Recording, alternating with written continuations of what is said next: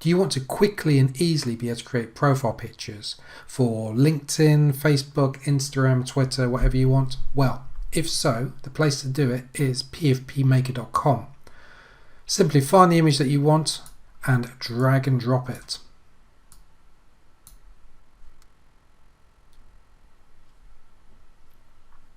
It then removes the background for you, and you've got lots of options available to you. I'm currently in mixed. I could go to new, creative, or professional. And I do think some of these will look fantastic on LinkedIn. Let's go for a different picture though. So I went for quite a generic picture. This time I'm going to drag and drop in another photo. And whilst I've got your attention, don't forget to like the video and subscribe to the channel. And here we can see this photo having a little bit more fun with it. Once again though, pick the one that you want. So maybe I'll go for one of these professional ones. I might want to change the colour. So you can see that it's bringing through the colours that I want. So I've decided I'm going to go for this one here.